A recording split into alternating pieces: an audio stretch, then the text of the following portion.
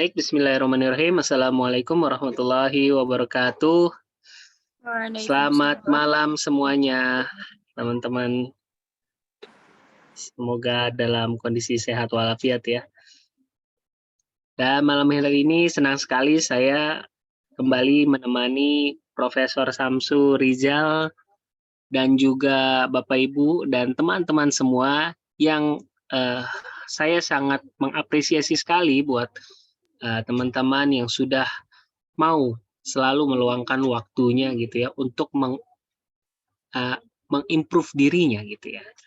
Dan memanfaatkan waktu di mana orang-orang malam-malam gini udah santai-santai gitu ya, udah leyeh-leyeh sambil scroll-scroll apapun itu yang ada di sosial media gitu ya. Tapi hari ini, malam ini kembali kita meluangkan waktu untuk sama-sama mengimprove diri, menambah wawasan, menambah ilmu yang insya Allah akan bermanfaat bukan hanya untuk diri kita, tapi juga insya Allah nantinya untuk orang-orang di sekitar kita.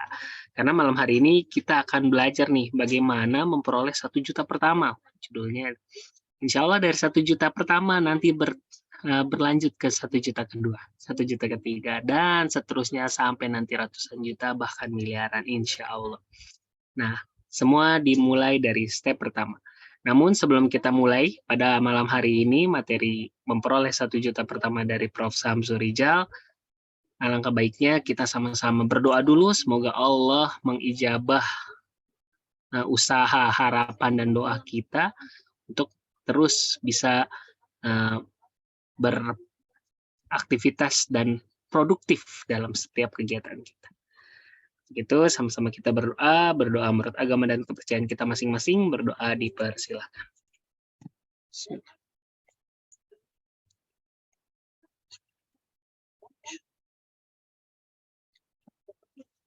Amin, amin ya robbal. Baik, sebelum saya mulai, saya izinkan saya menyapa Prof. Samsu Rizal. Assalamualaikum, Prof. Waalaikumsalam. Alhamdulillah sehat, Prof. Alhamdulillah baik. Baik ya, Mbak. Baik, Prof. Nampaknya sudah cukup banyak pesertanya hari ini sudah di Zoom nih sudah ada 30 orang termasuk Prof ya. Dan banyak nama-nama baru sepertinya banyak juga dari teman-teman yang lain ya termasuk dari sekolah peradaban yang mungkin sudah diundang sama Prof. Semoga malam hari ini bisa berjalan dengan baik dan lancar. Prof sudah siap, Prof? Insya Allah siap. Baik, waktu dan tempat saya persilakan, Prof. Baik, jadi kali ini saya barangkali akan cerita aja ya, karena ini adalah pengalaman sesungguhnya, dan dari pengalaman sesungguhnya ini barangkali kita bisa mengambil hikmah dan kita bisa belajar apa yang baik dapat kita contoh. Boleh slide-nya, Mundar?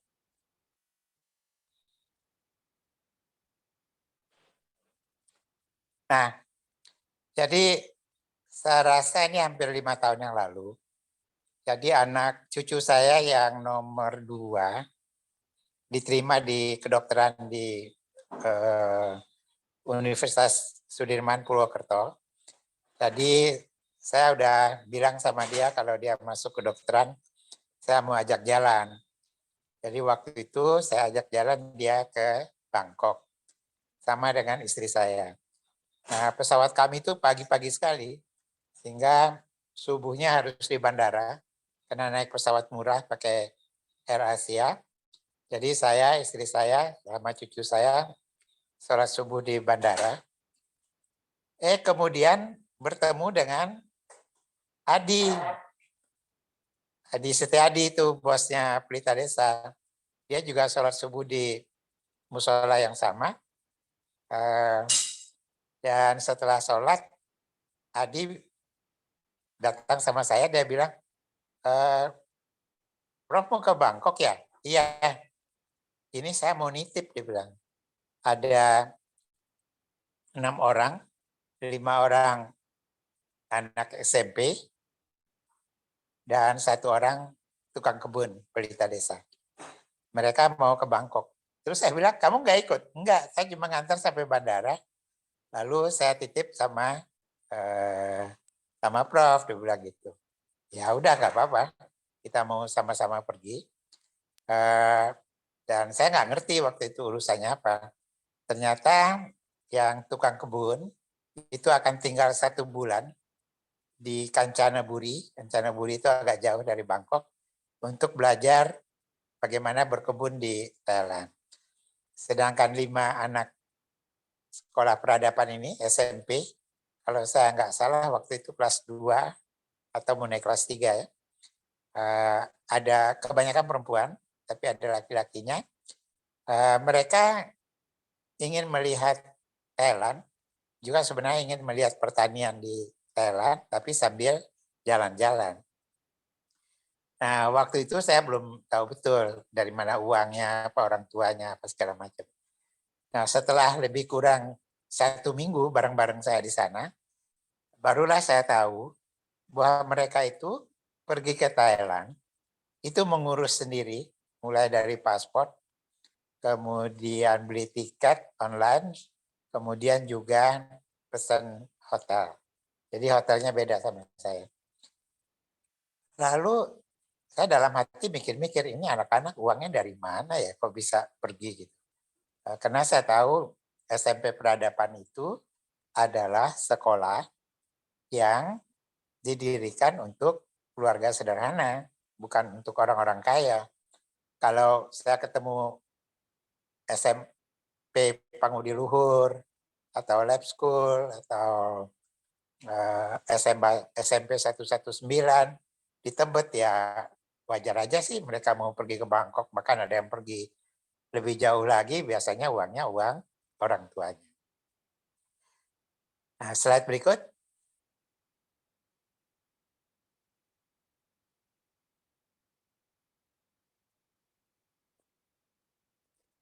Ya, jadi siapa yang bayarin? Siswa-siswi SMP Peradaban ini bayar sendiri, sedangkan tukang kebun memang dibayar oleh Pelita Desa. Nah, oke, tadi ini sudah saya sampaikan. Slide berikut.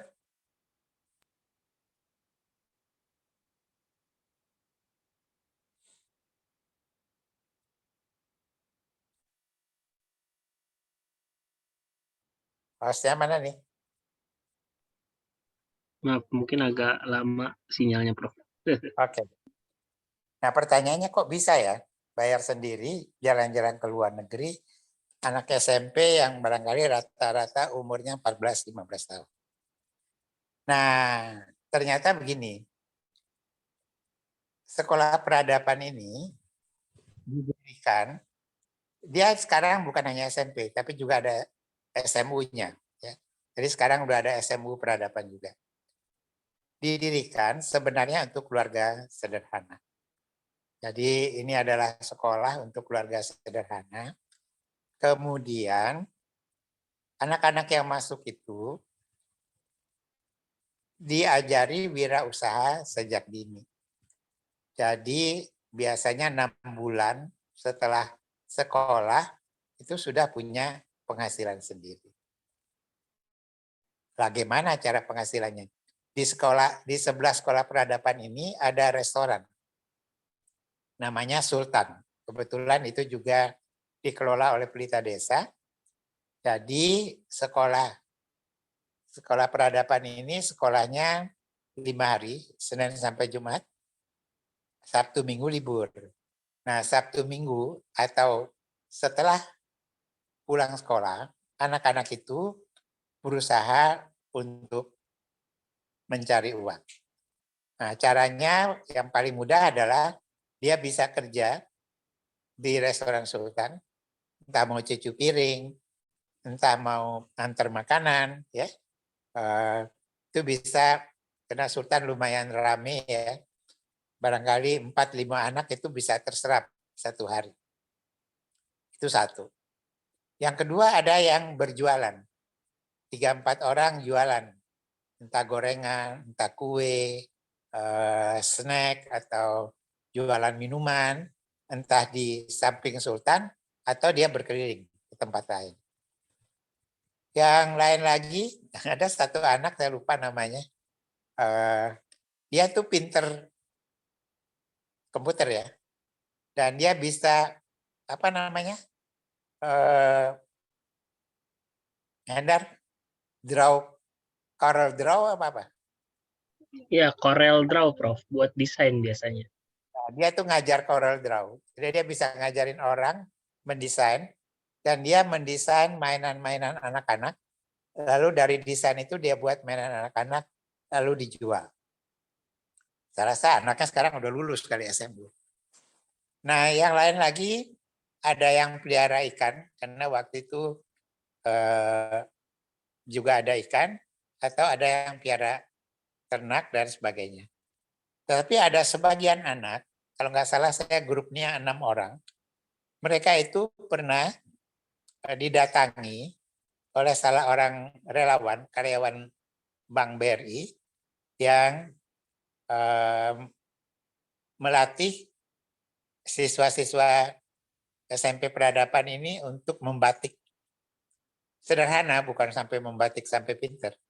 Jadi ada selembar sapu tangan gitu putih, lalu dibuat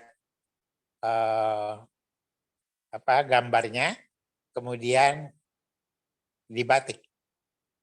Kira-kira begitulah. Karena dalam setengah jam, 1 jam itu bisa. Nah, 6 orang ini ternyata dia tertarik sekali. Lalu mereka patungan membeli peralatannya, cantingnya, lilinnya, dan sebagainya. Sehingga mereka berlatih dan makin lama makin pintar. Nah, kebetulan sekolah peradaban ini juga nggak jauh dari Outbound Pelita Desa. Di Outbound Pelita Desa itu kan waktu itu ramai sekali ya, anak-anak TK dan SD datang, bisa 1000-an satu orang. Lalu mereka menawarkan kalau mau berlatih batik, ngebatik, biayanya ditambah Rp10.000. Dan semua sudah disiapkan. Jadi kain putihnya, cantingnya, semua sudah disiapkan. Lalu oleh Pelita Desa disediakan ada satu rumah, barangkali Anda pernah lihat, bisa muat 30 orang untuk sekaligus siswa itu belajar ngebatik ya 15 sampai 20 menit. Lalu rombongan berikutnya. Jadi bisa dibayangkan kalau hanya paling lama dengan ganti tempat itu 30 menit, bisa sekitar 5 sampai 6 rombongan itu bisa masuk, dan anak-anak itu berarti mendapat kalau 150 orang yang ikut, siswa yang ikut, 150 kali 10.000, 1,5 juta. Mereka biasanya bertiga, dipotong dengan kain putih dan apa segala macam, dapatlah mereka kira-kira 400.000 satu orang. Nah, ini berjalan beberapa lama, akhirnya ada yang punya tabungan 6 juta, ada yang punya tabungan 8 juta, dan dari situlah grup yang 6 ini, yang membatik ini yang pergi ke Bangkok. Slide berikut.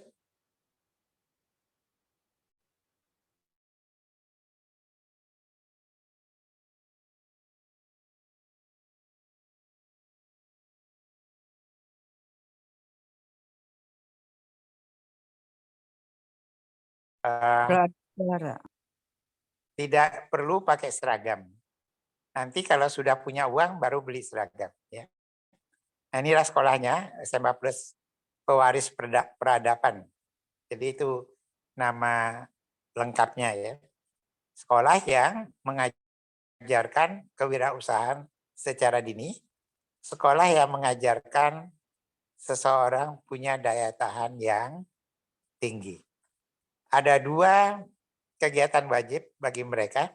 Pertama namanya survivor, bertahan hidup di Bandung. Jadi biasanya mungkin kelas 2 SMP ya, umur 14 tahun, itu kira-kira 20 anak dibawa ke Bandung, lalu tidak boleh punya uang, semua uangnya diambil, kemudian ditinggal. Dan mereka harus bisa makan, bisa minum, bisa tidur, bukan hanya itu, harus bisa mengunjungi 2 tempat wisata di Bandung, misalnya di Lembang atau di mana, dan harus bisa pulang sendiri ke Ciseeng, ke Bogor. Itu tugas mereka. Nah, ini hampir setiap tahun, saya rasa udah lebih dari 5 tahun dijalankan dan setiap tahun berjalan. Dan alhamdulillah sebagian besar tidak ada yang gagal. Dan nanti kita akan lihat kenapa mereka bisa berhasil. Pertama, bisa balik dulu. Pertama, mereka membagi diri dalam kelompok. Jadi misalnya kalau ada 20, itu 5 orang, 5 orang. Lalu 5 orang ini yang mencari, pertama mereka akan mencari tempat yang bisa menghasilkan uang. Misalnya pergi ke restoran, nawarkan apa bisa bantu cuci piring, atau bisa membersihkan, atau bisa nolong. Mungkin di satu restoran hanya bisa 1 atau 2, lalu kemudian tidurnya biasanya di masjid. Nah, setelah beberapa hari, setelah mereka punya uang, ada yang 100, ada yang 200, berlima ini gabung. Uangnya terkumpul katakanlah 600 atau 1 juta, mereka lalu beli aqua, mereka beli snack-snack apa untuk dijual di pinggir jalan kalau jalanan macet. Jadi biasanya itu bisa habis 1 hari itu 3-4 kali. Jadi kalau modalnya 600.000, kalau untungnya katakanlah 200.000, 3 kali itu untungnya udah 600.000. Sampai mereka punya uang cukup banyak, mereka putuskan sudah, lalu mereka akan jalan-jalan, bayar ke tempat-tempat wisata yang ada, dan pulangnya biasanya mencarter mobil untuk pulang dan cukup uangnya. Nah, ini sebenarnya filosofi kepepet ya. Kalau orang kepepet itu biasanya akalnya akan terbuka, dan kalau dia tidak malu-malu, tidak selalu takut-takut, maka biasanya akan terbuka jalan. Memang kalau dengar ceritanya sedih, banyak musola yang tidak mau terima. Banyak masjid yang tidak mau terima anak-anak itu tidur di situ. Padahal mereka juga berjanji akan membersihkan musola dan masjid itu. Tetapi mereka syaratnya tidak boleh terima uang sebagai sedekah. Jadi kalau misalnya ada yang tahu lalu kesian ngasih uang 100.000, mereka mesti tolak. Karena hanya boleh terima uang kalau bekerja. Nah, hambatan-hambatan orang untuk bisa mendapat uang itu salah satunya ya malu lah. Masa cakep-cakep mesti nyuci piring, masa ganteng-ganteng mesti ngepel restoran gitu ya. Ya, perasaan-perasaan seperti itu yang kemudian dihilangkan. Slide berikut.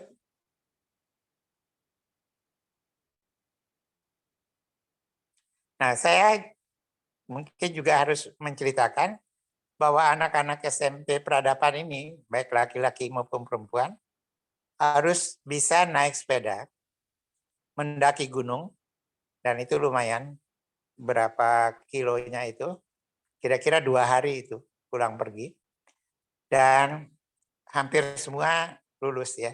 Karena kalau saya lihat itu waktu mendakinya itu lumayan berat ya, karena lewat daerah puncak itu. Kalau sepedanya nggak begitu bagus, bukan main, dia akan capeknya mengendarai sepeda itu. Lalu sepedanya ditaruh di kaki gunung, lalu mereka mendaki, biasanya 1 malam barangkali, habis itu turun, habis itu pulang naik sepeda lagi. Ini adalah latihan fisik untuk ketahanan fisik. yang mengatakan bahwa kalau tekad kita ada, kita mampu mengerjakannya, padahal pada keadaan biasa nggak terbayangkan. Nah, jadi itulah yang mereka lakukan. Kalau mereka berjuang sendiri-sendiri, biasanya akan sulit. Bisa saja sih bahwa berhasil, ada orang yang betul-betul tegar, tapi dengan bersama-sama ini, itu pertama merasa tidak sendiri saja, ada teman yang mendampingi. Kedua ada pikiran-pikiran, ada usul-usul. Dan yang ketiga adalah mereka bisa sambil tetap bergembira. Nah, jadi peluang yang ada, pertama adalah akses untuk bekerja di restoran. Kemudian kemungkinan untuk bisa membantu di outbound. Ya, jadi ini penting sekali, karena kalau tanpa akses itu, ya bisa, yang jual kue juga banyak juga yang laku, yang beternak ikan juga ada juga yang untung, tetapi biasanya nggak sebesar kalau kita punya relasi, kalau kita punya pertemanan, kalau kita punya komunitas. Slide berikut.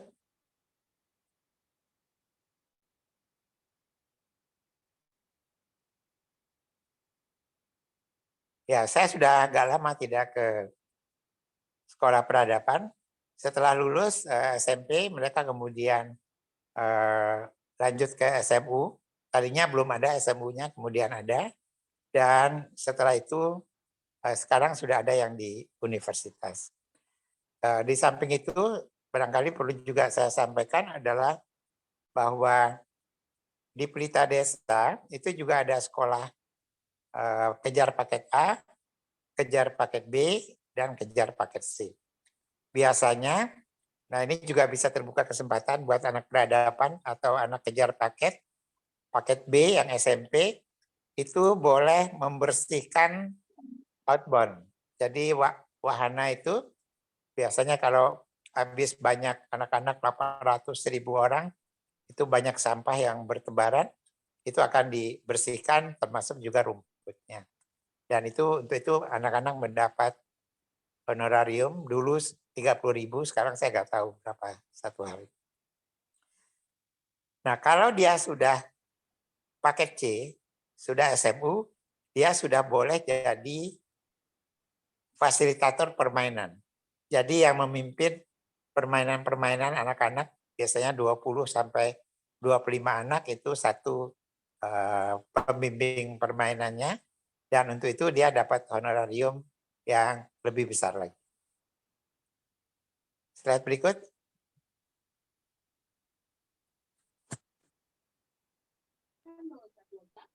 Pak Wawan putus, tapi katanya slide-nya sudah habis, Prof ya? Sudah habis? Sudah, Prof. Oke.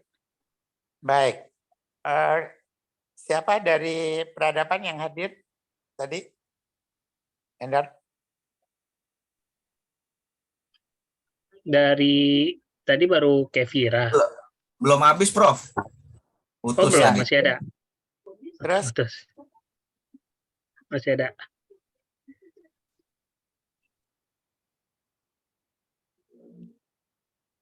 Kevira dengan Next, siapa? Pak Wawan. Ya, oke.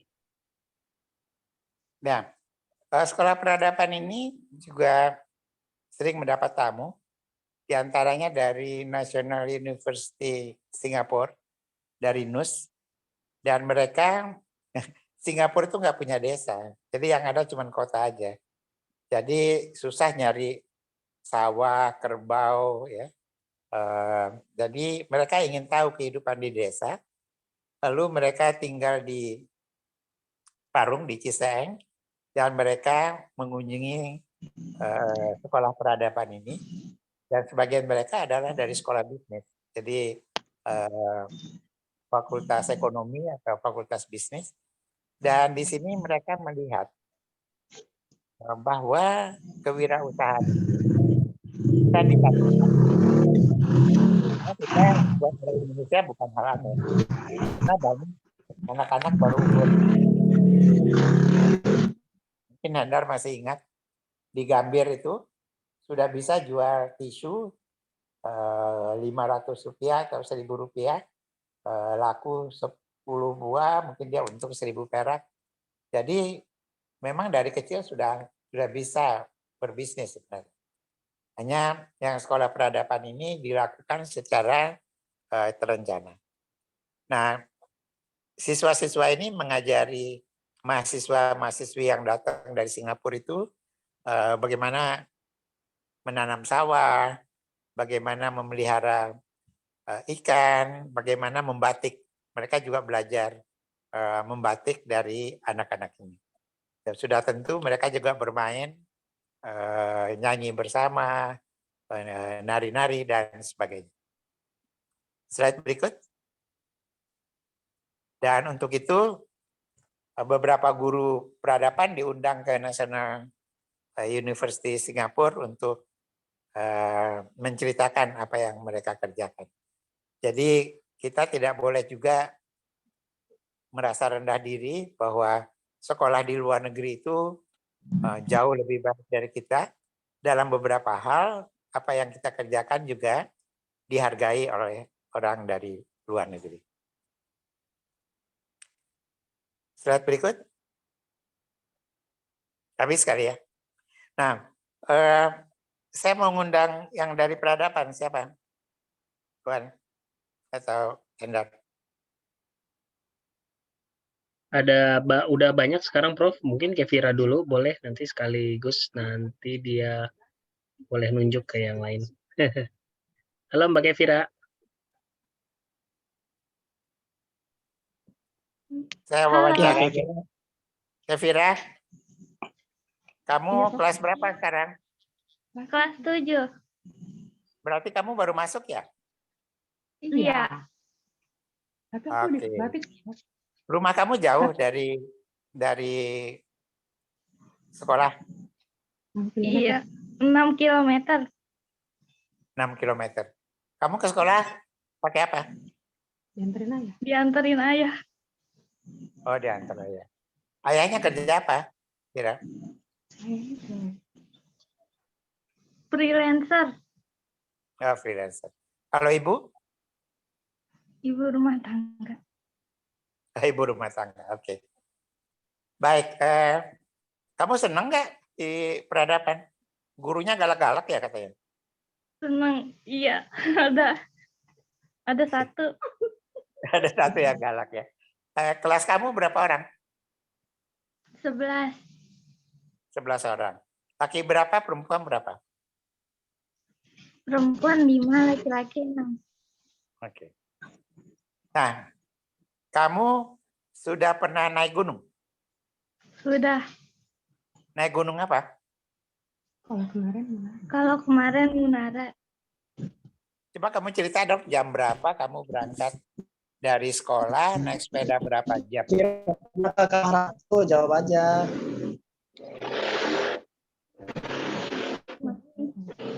Dari sekolah, naik sepeda berapa jam? nggak Jam naik berapa sepeda. berangkat?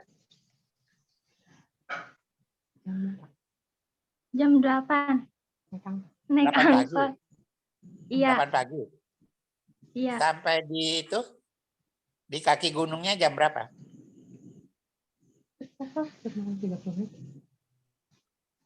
Ingat nggak kamu? Cepet.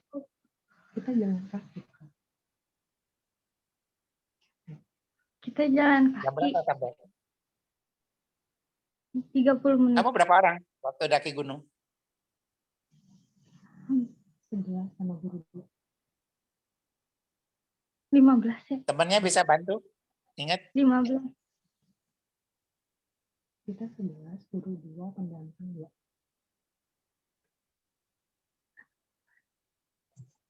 Ingat nggak jam berapa kamu sampai di kaki gunungnya? Taruh sepeda? Enggak naik Sore sepeda, apa siang? Hah? Enggak naik sepeda. Jalan kaki, Kak. Jalan kaki. Oh, jalan kaki? Berapa Iya. jam jalan kaki? Sebentar. Oh, cuma sebentar. 30 menit. Iya, paling deket Kalau sekolah. naik gunungnya berapa lama? Jam setengah, Satu sejam setengah, 1 jam setengah. Oh, ini kalau naik gunung yang dekat pulang hari ya? Atau tinggal di Iya, gunung? nginep, nginep Nginap. 1 malam. Oh, nginap 1 Iya. malam. Kamu capek nggak mendaki gunungnya? lumayan. Capek lumayan, tapi pas sudah sampai gunung senang.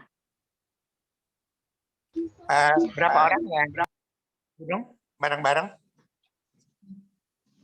Siswa kelas 7 11. Siswa kelas 7 11, Gurunya terus 2. gurunya 2, kakak kelasnya 2, pendampingnya 2. Oke. Semuanya berhasil? Berhasil. Oke. Baik. Kamu udah mulai jualan belum sekarang? Sudah. Jualan apa kamu? Makanan. Jajan makanan. Jual makanan. Kamu pernah bantu-bantu juga di restoran Sultan? Enggak, aku ikut batik. Oh, ikut batik juga ya? Oke. Kira ada guru atau kakak kelas kamu? Banyak. Banyak, Prof. Enggak, yang sekarang ikut. Iya ada. Iya ada. Siapa gurunya? Coba. Ada Miss Jahi. Ada Mizahi, Pak Rijal, Pak Arif. Guru peradaban ada nggak? Ada. Tolong dong siapa?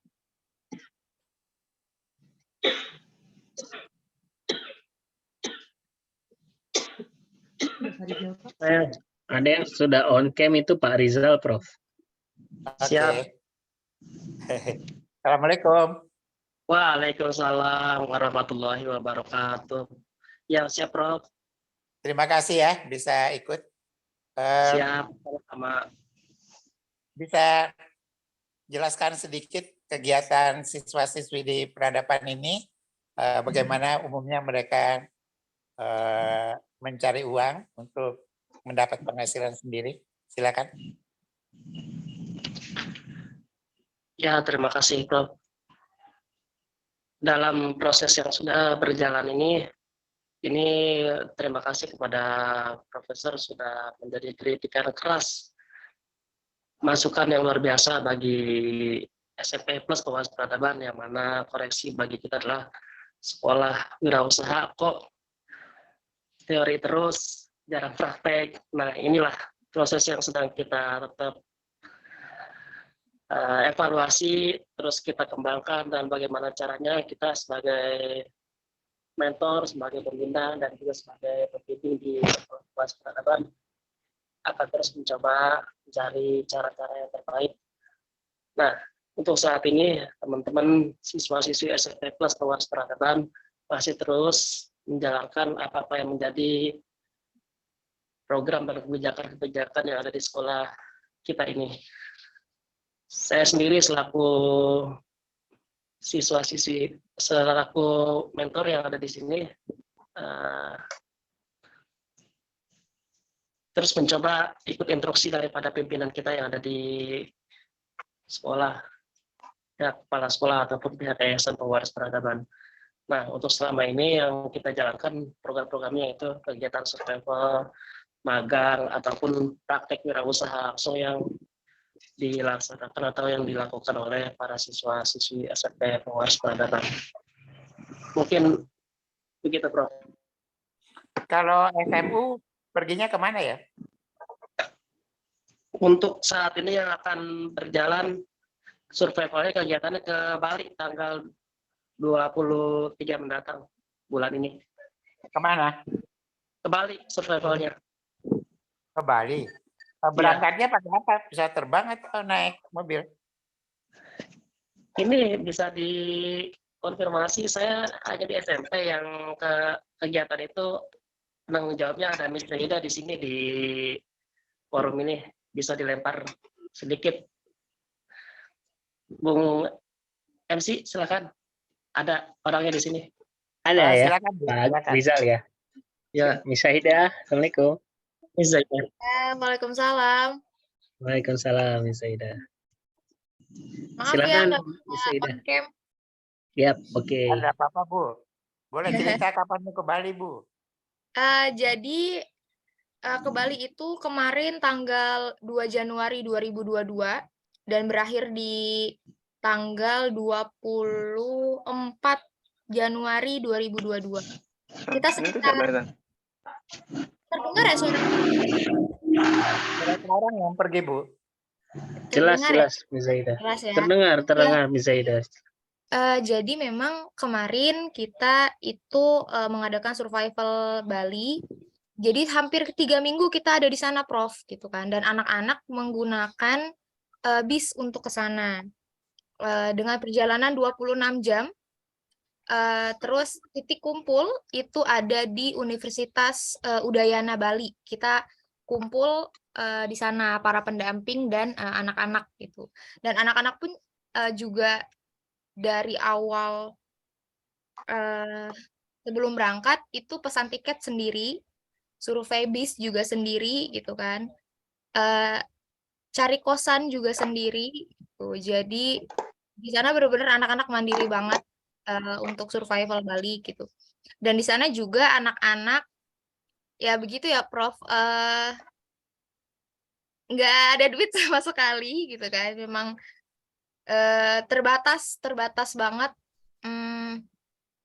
keuangan gitu ya, ditambah beda pulau gitu ya. Jadi bahkan kemarin anak-anak peradaban juga sempat kayak ada apesnya, yaitu mereka ini dapat ibu-ibu kosan yang galak gitu ya. Jadi mereka harus pindah kedua ini ya ke kosan kedua. Jadi budget uang yang mereka pegang itu benar-benar di luar budget gitu ya. Karena pindah dari satu kosan ke kosan yang satu itu juga biayanya nggak murah gitu. Nah, untuk kerjaan anak-anak di sana itu anak-anak ada yang jualan, ada yang magang, tapi memang kebanyakan magang. Magangnya pun kebanyakan ada yang di pabrik toge. Ini orangnya ada nih yang di pabrik toge, ada Angga. Terus juga ini ada yang magang di tempat desain juga, Rayung ini ada. Terus ada yang di toko sembako, ada yang di rumah makan.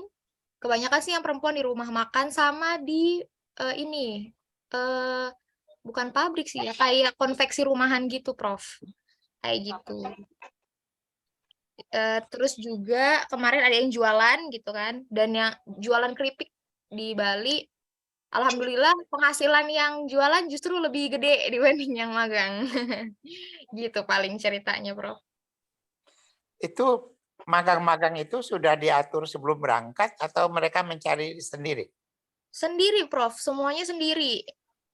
Jadi memang dari kami sebagai pendamping, kami cuma ngasih arahan gitu kan. Kami cuma menanyakan ke anak-anak, surveinya sudah sampai mana gitu kan. Sudah punya target-target tempat yang mau didatangi atau tidak. Tuh. Terus jadi anak-anak yang cari sendiri, anak-anak yang nego sendiri, mulai dari jam kerja, terus hari kerjanya, terus pendapatan kerjanya juga gitu. Jadi itu semua anak-anak yang nego, Prof. Ya, ini barangkali satu renungan ya, terutama buat para mahasiswa. Kalau anak-anak SMU aja dilepas jauh sampai ke Bali, bisa mencari uang untuk makan sendiri, bertahan di sana dan bisa pulang. Mestinya Anda yang sudah jauh lebih dewasa, sudah banyak teman, sudah banyak relasi, akan lebih berhasil daripada anak-anak SMP Peradaban atau anak SMU Peradaban ini. Jadi kalau anak SMP Peradaban sudah ada yang sampai Bangkok, mudah-mudahan banyak mahasiswa yang nanti bisa sampai Turki, kalau perlu sampai Eropa nanti bisa mencari uang sendiri. Terima kasih ya, Bu. Iya, sama-sama, Prof. Ada lagi barangkali Ibu atau Bapak Guru yang mau menambahkan? dari peradaban? Kalau dari saya pengennya siswanya langsung, orang-orang yang memang merasakan langsung di Bali itu seperti apa, Ya, Prof? silakan. Siapa, Bu? Ada Angga sama Rayung yang lagi on cam. Bisa didengar Rayung ini cerita bukan mereka. Rayung yang Apa? bukan ikut saya ke Padang dulu, bukan ya? Eh, kalau ke Padang beda lagi. Kalau Yang saya dulu tahu deh kalau itu. Karel Draw itu siapa? Saya Rayung kurang ya? tahu, Prof. Mohon maaf, guru baru soalnya, Prof. Di peradaban. Mana Rayung? Sepertinya Rayung. Rayung. Angkat tangan, Rayung. Apa Coba kabar Ini- Rayung? mute. Ya, ini Rayung. Halo. Apa kabar Rayung?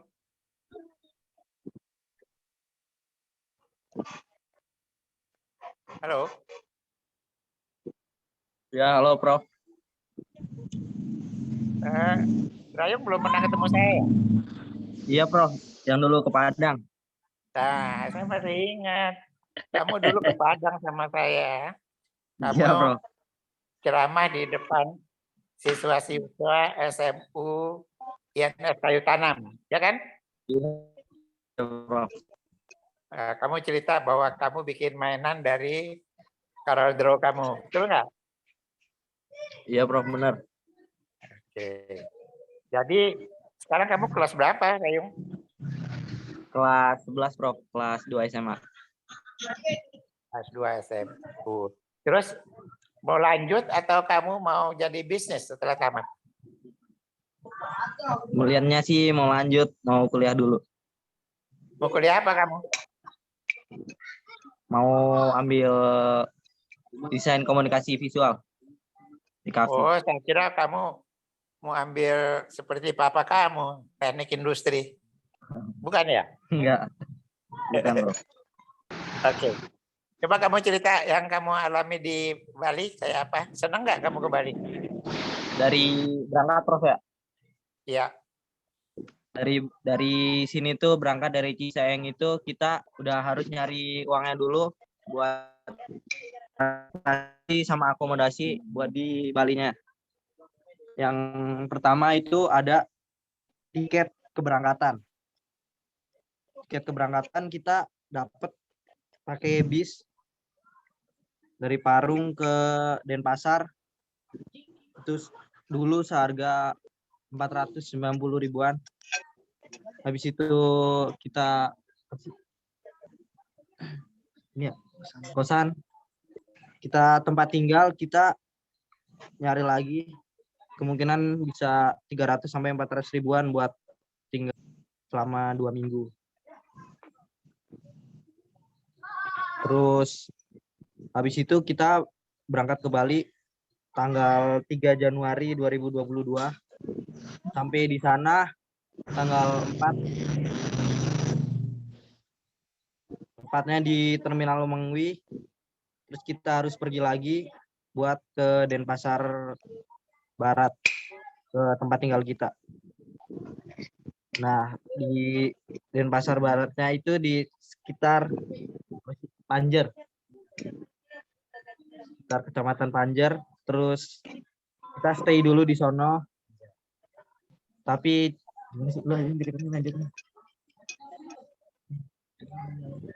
terus ini Bro, ceritanya dilanjut sama teman saya Bro. Enggak. Silakan, Jadi silakan. setelah itu kita tuh nyari kosan ya kan. Nyari kosan. Nah, setelah kita dapat ada sedikit kendala setelah beberapa hari, dan kendala itu ya ada masalah dengan ibu kosannya. Nah, setelah 3 hari kita sempat pindah kosan karena kendala itu. Terus baru deh kita mencar ke sudut-sudut kampungnya mungkin.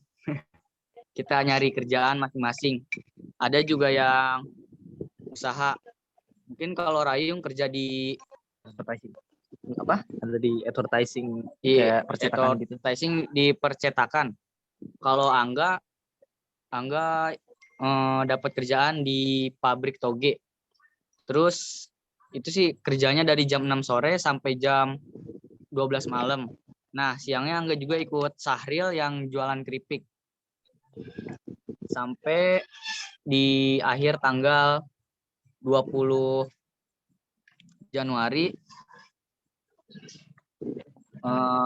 kita sempetin ini sih jalan-jalan dulu ke Tanah Lot, Tunggu, ke kamu Kute dapat uang berapa tuh selama 2 minggu? Enggak, selama 2 minggu. Kurang lebih sih 700-an, Prof. itu udah dipakai buat makan apa segala? 700 Iya, udah tabungan. makan juga. Udah termasuk makan. Udah dipakai makan juga itu. Di Terus sana 700? ngirit banget, Prof. Gimana? 700 itu dipakai jalan-jalan. Enggak, jadi cuma kepake jalan-jalannya tuh cuma kepake 70 ribuan satu orang. Sisanya tuh sekitar 550-an buat dari Denpasar sampai Parung. Oh, naik bus lagi. Iya, Prof. Oke. Kamu senang nggak ke Bali? Ada senangnya, ada sedihnya juga sih. Apa yang kamu rasakan setelah berjuang 2 minggu di Bali itu?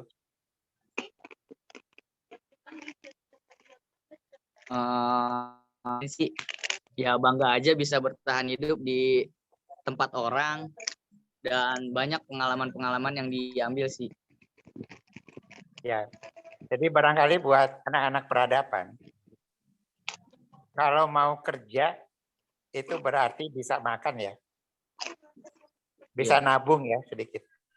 Jadi nggak ada tuh istilah nganggur, nggak punya uang itu nggak ada ya. Nggak ada. Ya itulah barangkali satu ciri khas dari sekolah peradaban kalau dibandingkan dengan sekolah-sekolah lain. Ini hari ini agak banyak nih Hendar hadirin. Barangkali kita beri kesempatan, mungkin ada yang mau bertanya atau ada yang memberi komentar. Mungkin Hendar yang pimpin, silakan. Boleh, baik. Terima kasih banyak, Prof. Ini sebelum yang lain bertanya, mungkin saya ikut bantu bertanya kali ya.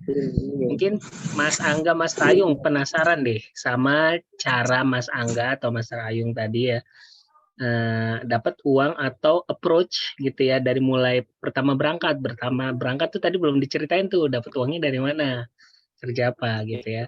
Terus ketika di Bali tuh kayak gimana prosesnya akhirnya dapat kerjaan itu? Ngomongkah ke siapa orang-orang di situ gitu ya, ketok door to door satu-satu ada kerjaan atau enggak atau gimana gitu. Boleh diceritain intinya dong. Oke. Buat dari sini saya sih kerja ya mungkin sambil bantu saudara saya itu jaga di kafe. Dan setelah dapat tiket dan uang akomodasinya sudah cukup, nah kita berangkat. Kalau untuk di sana, untuk pertama sih saya magang dan setelah magang tuh kan bayarannya per hari ya, sekitar nggak gede sih, cuma sekitar 40.000. Yang magang di pabrik toge itu sekitar dari jam 6 sampai jam 12 malam. Nah, paginya itu dari jam 6 sore sampai jam 12 malam. Dan paginya itu sekitar jam 9, setelah saya dapat uang modal buat usaha, saya belanjakan itu ke toko buat beli keripik. Nah, setelah itu saya beli plastik, rincinya sih gitu, beli plastik, lilin segala macam, kita bungkusin kecil-kecil, dan itu setelah berapa hari kerja ya? Setelah 3 hari kerja, setelah dapat uang modal buat jualan keripik, nah baru dari situ kita jualan. Ya, gitu. Mungkin itu aja kayaknya. Waktu pertama kali datang ke tukang toge, gimana tuh ngomongnya? Penasaran nih. Untuk ke tukang togenya ya. Sebenarnya sih saya dapat nggak langsung ngomong langsung, karena awalnya sih cuma jalan aja sambil nyari-nyari toko yang mungkin bisa ngasih kerjaan. Nah, di situ saya setelah jalan berapa kilo gitu dari tempat kosan, saya nemuin di gerbang tuh ada tulisan kayak dibutuhkan pekerja untuk di toge. Ya, di situ ada tertera nomornya dan saya tidak langsung ngobrol langsung, jadi ngobrolnya itu nanyanya itu di WhatsApp, ya WhatsApp. Nah, setelah oke di WhatsApp, saya ceritain saya dari Bogor, tugas saya apa, dan suratnya ada, surat tugasnya, sama dia diperbolehkan. Nah, setelah itu saya langsung kerja sih. Itu waktu siang. Posisinya adalah si penerima kerja tahu ya kalau Mas Angga nih sedang pelatihan gitulah istilahnya gitu ya. Oh, oke. Baik. Terima kasih ya Mas Angga nih. Oke.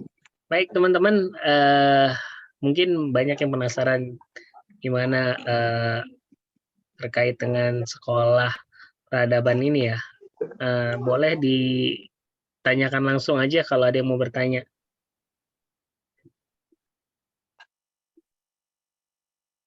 Ada yang mau bertanya? Ya Mas Indar, saya mau tanya. Ya, silakan Bu Satin. Ya Mas Indar mau tanya. Ya, Assalamualaikum warahmatullahi wabarakatuh. Waalaikumsalam. Saya salut.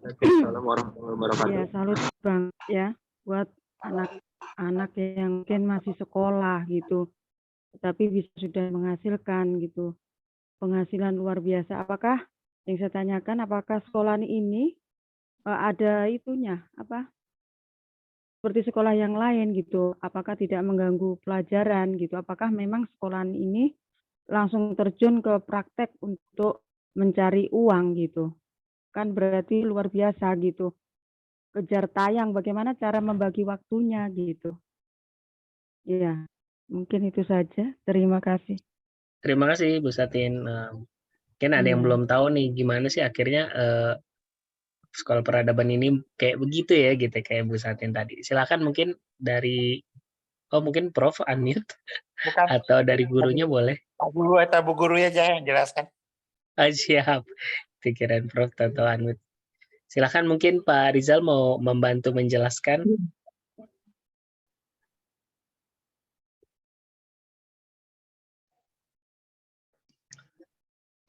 Ya, baik dilanjut ya. Bisa disimak tadi pertanyaannya yang luar biasa. Nah, jadi gini, pada tahun 2015 ketika SMP Plus Pewawas Peradaban hadir,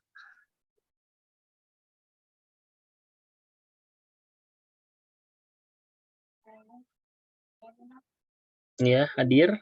Terus kita membuat, nah alhamdulillah pada kesempatan hari ini kita sudah lengkap izin dan lain sebagainya dari Diknas. Nah, intinya kita sekolah yang formal tetap di bawah naungan Diknas. Nah, adapun program-program yang tadi yang sudah dijelaskan sama pengalaman adik-adik SMP ataupun adik-adik SMA, nah itu kegiatan-kegiatan yang bersifat kondisional yang sudah menjadi program di luar program Diknas di sekolah kita.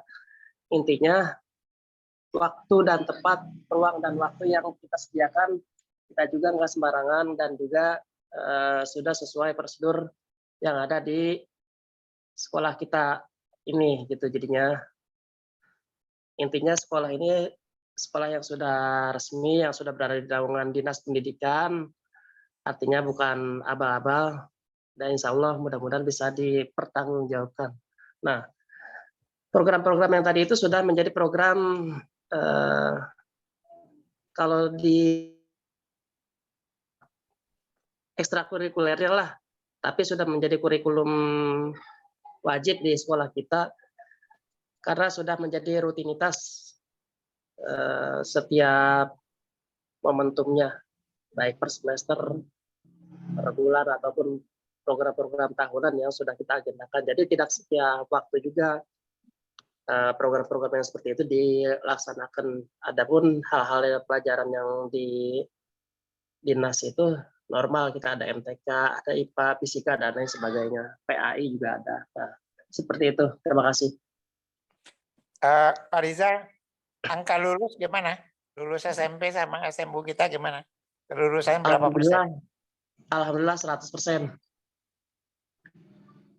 Jadi tidak berarti mengabaikan pelajaran-pelajaran akademis ya? Alhamdulillah sudah terbukti, sudah lulus semua. Karena memang program yang dicanangkan sama pemerintah untuk saat ini juga tidak ada program ujian nasional ya. Jadi kita apalagi sekarang mau menjelang program pemerintah dari Kemendikbud itu yakni Sekolah Merdeka itu ya. Program Sekolah Merdeka tapi belum diperluas atau belum diratakan semua program-program yang ada di Mendikbud ini. Nah, makanya mudah-mudahan aja korelasinya ketika nggak ada itu bisa korelasi angka kelulusan dan juga angka kesuksesan di siswa Ya, berkembang jadi lagi. kelihatannya Begitu, Prof. untuk Sekolah Merdeka ini Pak Rizal, Sekolah Pewaris Perwadapan melangkah lebih dulu ya.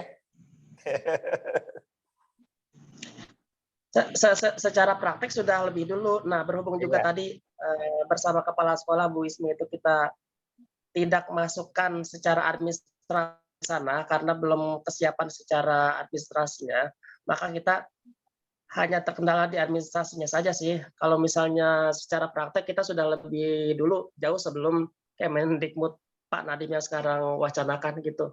Gitu, Prof. Ya, makasih. Ya, siap.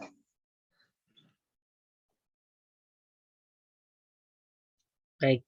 Semoga menjawab ya Bu Satin. Jadi memang itu ekstrakurikuler tapi sudah diwajibkan. Tapi program pendidikannya seperti layaknya sekolah-sekolah pada umumnya. Kurang lebih kayak gitu ya Bu Satin. Oke. Baik. Berarti kejar tayang berarti ya Mas Hendar ya.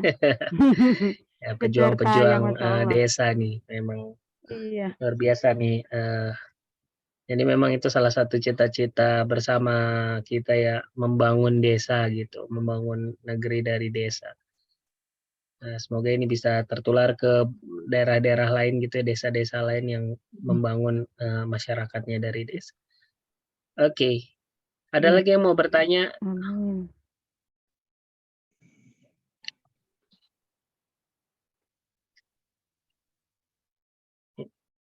Dari teman-teman yang lain, ada beberapa juga yang dari YAP, yang dari yang lain, ada yang mau bertanya?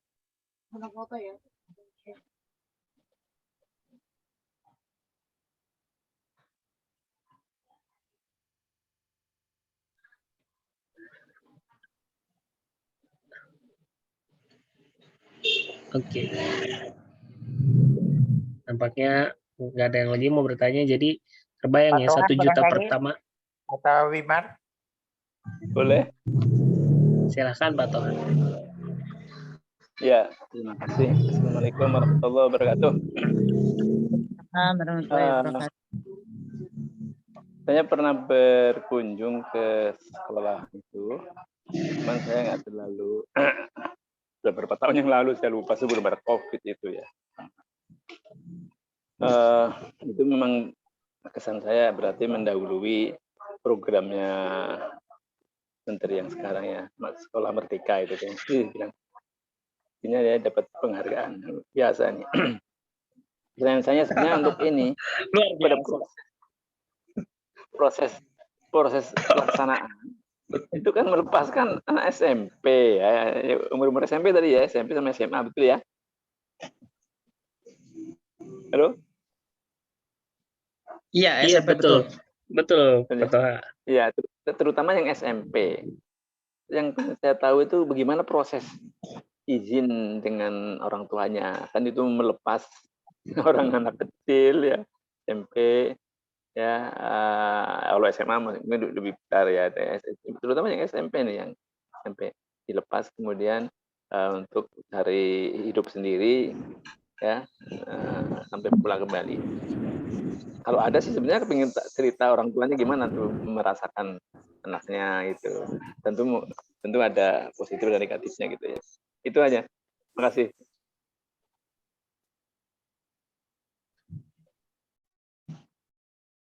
Ya, Bu Guru, silakan Pak Guru. silakan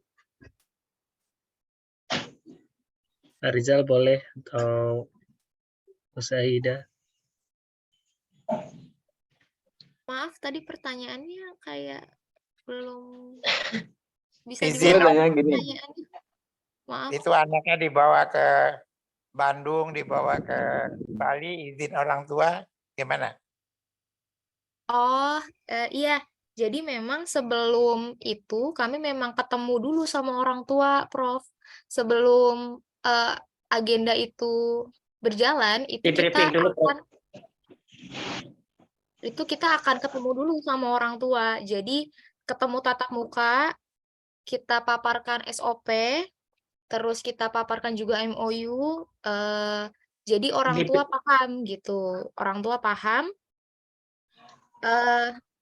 Anak-anak itu pasti akan aman meskipun kita lepas gitu. Jadi walaupun sebenarnya memang dilepas sendiri, tapi nggak bener-bener dilepas gitu, nggak bener-bener ditinggalin gitu. Jadi untuk izin orang tua kita memang ketemu dulu nih sama orang tuanya gitu. Kita ketemu dulu, bahkan kalau misalkan ada orang tua yang udah ketemu sama kita jelaskan semua program, kita jelaskan semua SOP-nya, tapi masih nggak memperbolehkan, ya kita juga tidak memaksakan, Prof. Gitu. Jadi tetap izin orang tua yang paling utama gitu. oke, terima kasih.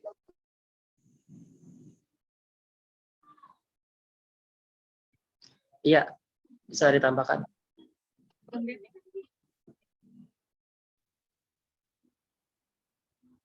Ya. Jadi sudah clear lah ya Pak Toha. Jadi memang orang tua sudah tahu nih, nggak main dibawa anaknya. Wah, hai. Oke, ada lagi yang mau bertanya, Pak Wimar? Jadi kalau boleh saya tambahkan, Hendak. Iya, Prof. Jadi memang sekolah ini tadinya adalah sekolah untuk keluarga sederhana ya, bukan untuk orang-orang yang bisa sekolah di tempat yang bagus-bagus, di Pangudi Luhur, Kanisius, Teresia, atau Al-Azhar gitu, bukan. Yang bayarnya mahal-mahal. Tetapi kemudian itu ada juga keluarga yang mampu, seperti Rayung ini kan bapaknya dari Gama ya, lulusan Gama, konsultan perusahaan industri, tapi kok dia mau naruh anaknya jauh-jauh ke Parung, ke Ciseeng untuk mendapat pendidikan dan itu sejak SMP loh. Jadi bukan dia sekarang udah SMP kelas 2, tapi dia dari kelas 1 SMP berada di situ. Jadi banyak juga orang tua yang tertarik pada sistem sekolah ini, di mana anak-anak akan lebih mandiri dan bisa survive menghadapi kehidupan ini.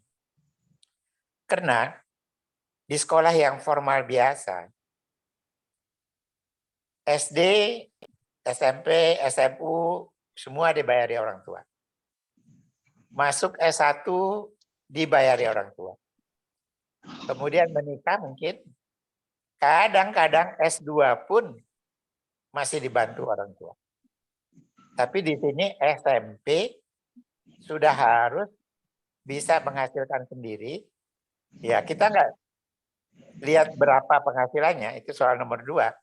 Tetapi bagaimana seorang SMP sudah tahu cara mencari uang. Bahwa uang yang didapat ada yang sedikit, yang batik bisa banyak, itu soal nomor 2. Tapi semangat untuk mencari uang sendiri dan tidak bersandar pada orang lain, itulah yang dibentuk pada sekolah ini. Terima kasih.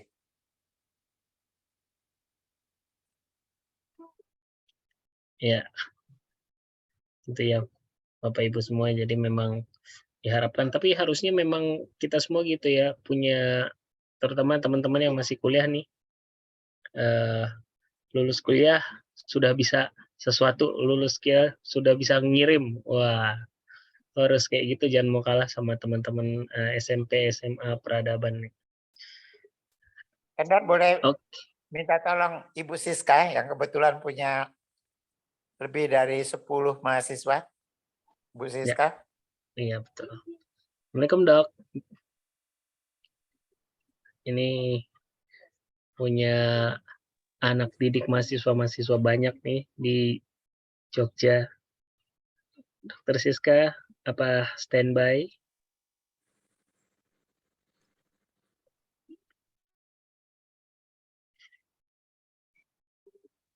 Mungkin banyak apa namanya yang bisa di-share pengalaman dan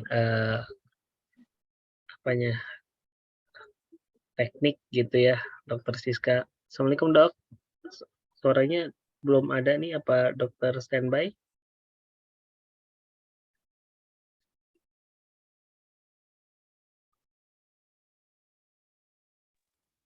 Kalau nggak ada Memang mahasiswanya. Oke, baik. Dari sini siapa nih mahasiswa di bawah bimbingan Dokter Siska?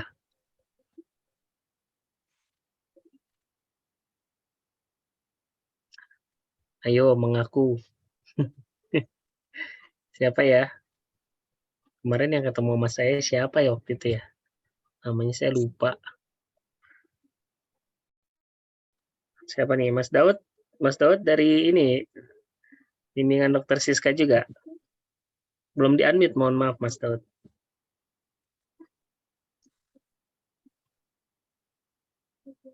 Unmute dulu, enggak kedengeran suaranya.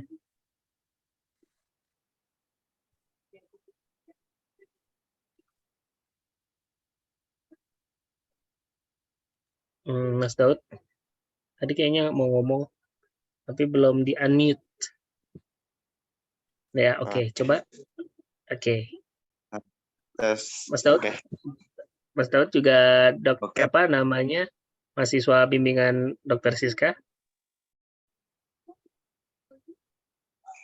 Iya Mas, saya dari mahasiswa bimbingan dari Dokter Siska. Oke, boleh cerita Mas. Mas dari mana? Sekarang seperti apa kegiatannya? Apakah juga mulai belajar berwirausaha seperti teman-teman peradaban nih? Ya sebelumnya saya perkenalkan dulu. Saya dari Mentawai, Provinsi Sumatera Barat.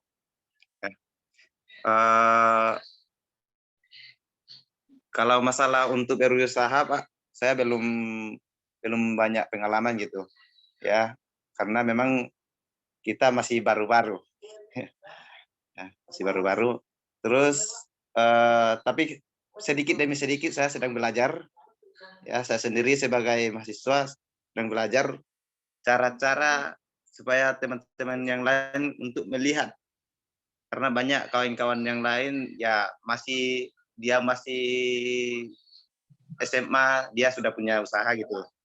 Tapi saya agak belajar dari mereka untuk mengetahui bagaimana kita memulai bisnis itu. Dan kebetulan kita dari STIEU Yogyakarta itu dari kampus kita mengambil di manajemen pemasaran. Nah, tentunya kita banyak hal yang harus dipelajari ya, mengenai dari kewirausahaan juga, dari sistem negosiasi juga di situ. Jadi kalau untuk masalah kewirausahaan ya saya masih teorinya Pak, masih teorinya belum saya lakukan gitu. Itu saja dari saya Pak. Oke, belum ya, jadi belum mencoba sekalipun gitu Mas Daud, tapi sudah belajar. Iya, kalau dari teori saya sudah belajar. Oke. Kalau terbayangnya yang paling dekat dengan Mas Daud, kira-kira Mas Daud mau melakukan apa Mas Daud? buat mendapat bahasa 1 juta pertamanya nih Ustaz? Oke. Kalau untuk sekarang Pak, saya belum ada apa namanya belum ini Pak. Kalau untuk sekarang saya belum bisa mikir gitu Pak, karena memang tahulah Pak, kita kan dari pendatang sana, apalagi kita hanya apa namanya kita hanya mendapatkan sedikit apa namanya itu kita dibiayai oleh pemerintah, tentunya kita belum bisa menciptakan hal-hal yang baru gitu. Tapi kalau untuk kepikiran untuk saya untuk ke depan itu ingin sekali untuk menciptakan bisnis ya, jenis bisnisnya ya bertani, berladang gitu. Oh, oke. Siap ya. Gambar. Dari Sumatera Barat ya, darahnya aja insya Allah darah Manggaleh lah ya. Jadi insya Allah semangat belajar dan mulai nih nanti rintis ya Mas Daud, jangan mau kalah sama teman-teman peradaban. Terima kasih Mas Daud ya. Ya, Ya, Pak, terima kasih. Minta tolong Wimar. Ada Wimar? Oke, halo Mas Wimar, Pak Wimar ya. Ada nih. Bisa, Halo bisa. Pak Wimar. Kedengaran suaranya Pak Wimar. Jangan di-mute lagi Pak Wimar. Tadi sudah terdengar. Halo Pak Wimar. Di-unmute lagi Pak Wimar. Ya, ini bisa kedengaran. Nah, sip. Oke, sudah terdengar Pak Wimar. Oke. Ya, aku pertama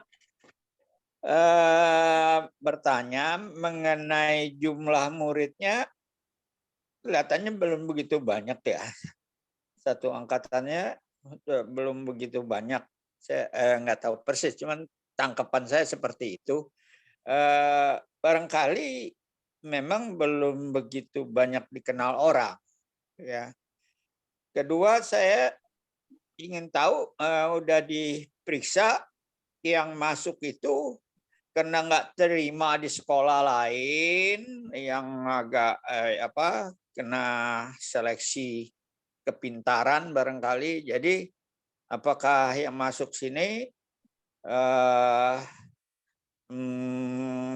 standarnya pas-pasan? Ini untuk untuk mendeteksi seharusnya tidak seperti itu ya, karena daya tarik kewirausahaan atau mandiri itu harus menonjol sehingga yang masuk itu memang motivasinya itu dan merasa itu lebih baik daripada sekolah biasa. Itu kemudian yang kedua masalah macam-macam usaha. Saya lihat macam usaha untuk mandiri ini belum begitu banyak juga ya. Saya pikir ada tim atau unit di sekolah itu yang terus mendeteksi, terus memilih, walaupun nanti anak itu sendiri yang harus bekerja keras, tapi kebanyakan mereka nggak tahu, karena nggak punya pengalaman, nggak tahu, terus akhirnya cuma jualan air atau semacam itu.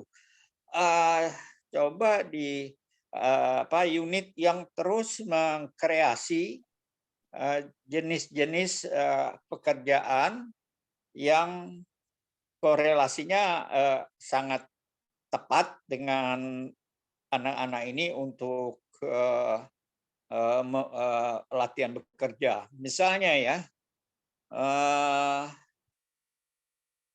saya belum tahu apa sudah ikutan untuk jadi montir motor atau kerja produksi kayu,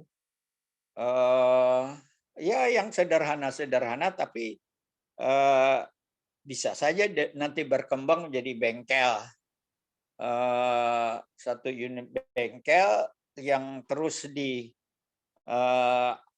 oleh sekolah, yang kalau dia akhirnya berkembang satu bengkel menjadi usaha yang terus berkembang, ya anak-anak banyak bisa ditampung di situ gitu. Jadi maksud saya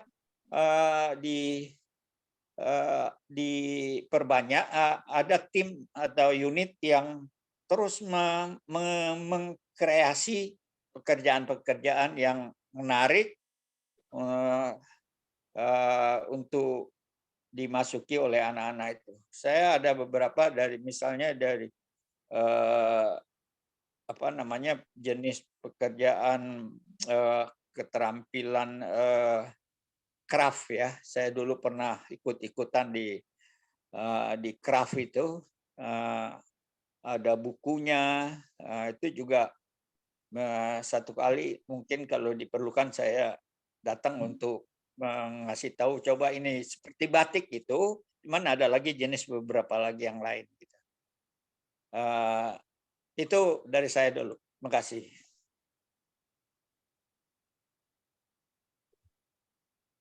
Ya, terima kasih Pak Wimar ya. Jadi usulan mungkin ya sifatnya ya Pak Wimar ya. Dalam rangka pengembangan. Dan juga pengembangannya ke depannya diusulkan dikembangkan ke arah sana gitu ya. Berbanyak lagi tipe-tipe atau jenis-jenis pekerjaannya. Gitu ya Pak Wimar. Karena kebanyakan anak-anak itu sama sekali sedikit sekali pengetahuan dia tentang dunia usaha. Betul. Jadi kita yang tim yang atau unit yang spesial untuk memikirkan itu memberitahu ini ada ini gitu. Ya, betul. Baik, terima kasih Pak Wimar. Memang di awalnya bahkan ya terdengar pernah Prof cerita kalau anak-anak kampung desa Ciseeng ini hanya tahu 2 pekerjaan katanya. Kalau perempuan pengen jadi ustazah gitu ya, guru ngaji. Kalau laki-laki ingin jadi supir angkot gitu. Hanya tahu 2 ya. Jadi luar biasa kan kalau orang-orang yang berbanyak berjasa nih membangun desa nih ya luar biasa lah. Jadi semoga kedepannya semakin berkembang ya. Terima kasih untuk usulan dan ide pengembangannya Pak Wimar. Iya, oke. Iya, semoga nih juga jadi pembelajaran kita bersama nih selain guru-guru dari desa sekolah peradaban dan juga untuk kita semua. Baik, ada lagi yang mau ditanyakan?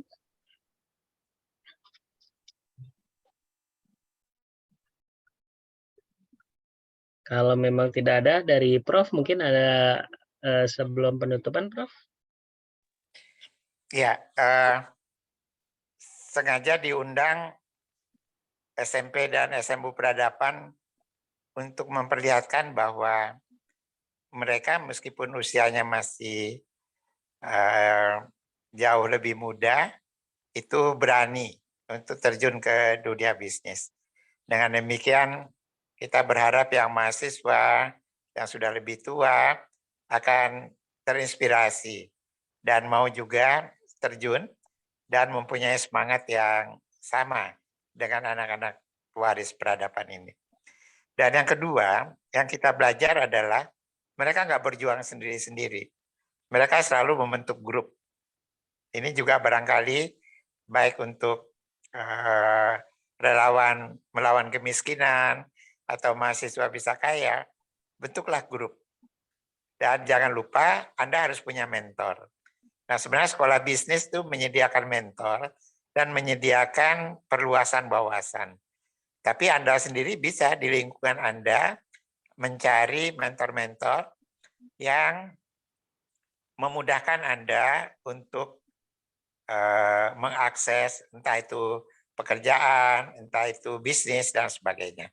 Jadi kita berkumpul di sini bukan semata-mata hanya mendengarkan ceramah, tapi kita bersilaturahim dan masing-masing bisa tolong-menolong.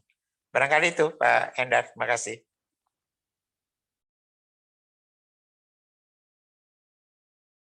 Baik, terima kasih banyak Prof. Sebelum mengakhiri sesi Sekolah Bisnis pada malam hari ini, kita juga akan menginfokan nih buat teman-teman yang tertarik untuk belajar bahasa isyaratnya. Kursus bahasa isyarat kita dari Family Academy akan mengadakan kursus bahasa isyarat. Nah, ini sekilas bahasa isyarat ini banyak digunakan sama saudara-saudara kita ya, teman-teman difabel gitu ya, yang tunarungu. Tapi di luar negeri juga sebenarnya bahasa isyarat ini udah mulai berkembang gitu ya, ngetren lah gitu. Orang-orang banyak tahu bahasa isyarat gitu. Nah, oke, dan kita dari Family Academy akan mengadakan kursus bahasa isyarat gratis.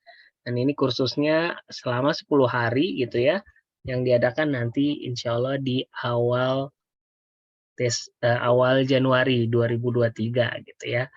Nah, kapan waktunya? Itu jam 19.30 sampai 21.00. Insya Allah akan dimulakan di start Januari. Nah, nanti pendaftaran tutup sampai tanggal 30 Desember ini. Nah, atau ketika pesertanya sudah 25. Jadi 25 kita anggap full class gitu ya, dan nanti kita tutup kelasnya. Nah, siapa pengajarnya? Pengajarnya adalah teman kita dari difabel. Jadi nanti pengajarnya langsung nih teman-teman tunarungu yang juga mengajarkan. Kita bersama-sama belajar, yang tertarik buat belajar selama 10 hari, akhirnya nanti kita kurang lebih nonton berita yang ada gerakan-gerakan itu, atau nanti kita bisa berkomunikasi juga dengan teman-teman difabel yang lain, sudah ngertilah bahasa isyarat, kurang lebih seperti itu. Nah, bagaimana cara mendaftarnya? Cukup WA ke saya, di sini ada nomornya, atau yang di chat, saya sudah naruh nomor saya di chat, silahkan chat aja WA saya, nanti saya akan kasih link form untuk teman-teman isi. Link formnya sederhana saja, hanya nama, email, nomor telepon. Nanti di situ teman-teman isi, kita akan kirim link Zoom-nya untuk belajar atau kursus bahasa isyarat ini secara gratis. Gitu ya. Boleh di-share ke teman-teman yang lain untuk info tersebut. Ada lagi yang mau ditanyakan terkait dengan kursus bahasa isyarat ini? Ya, silahkan diinfokan kepada teman-teman yang lain. Mungkin ada teman-teman yang lain juga berminat untuk ikut kursus bahasa isyarat. Silahkan saja, free tapi terbatas. Oke. Terima kasih teman-teman semua yang sudah hadir pada kesempatan Sekolah Bisnis pada malam hari ini. Semoga menginspirasi ya. Jadi biasanya materi yang paling menginspirasi atau yang paling berkesan itu bukan sekedar materi berupa slide, tapi cerita ya. Gitu ya. Itu kenapa storytelling penting, dan juga begitu juga Al-Quran ya, banyak dengan cerita-cerita, karena insya Allah dengan cerita-cerita yang menginspirasi tadi dari teman-teman peradaban bisa menginspirasi kita juga buat, oh begini loh mulai menghasilkan uang itu ya, dari mulai 1 juta pertama, akhirnya berkembang ke 1 juta selanjutnya. Itu aja mungkin pada malam hari ini. Terima kasih banyak Prof sudah menyampaikan cerita dan ilmunya. Terima kasih banyak buat teman-teman Sekolah Peradaban, baik guru maupun siswanya, dan juga teman-teman yang sudah sharing. Namun sebelum kita akhiri, sama-sama kita berdoa dulu, semoga apa yang sudah kita dapatkan pada malam hari ini, semoga bisa bermanfaat, juga bisa kita praktekkan, dan semoga menjadi nilai ibadah di sisi Allah Subhanahu wa Ta'ala. Sama-sama kita berdoa menurut agama dan kepercayaan kita masing-masing. Berdoa di Subhanakallah.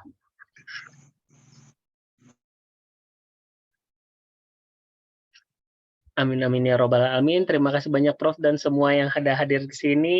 Selamat beristirahat. Kita ketemu lagi insya Allah di minggu depan. Assalamualaikum warahmatullahi wabarakatuh. Waalaikumsalam. Terima kasih.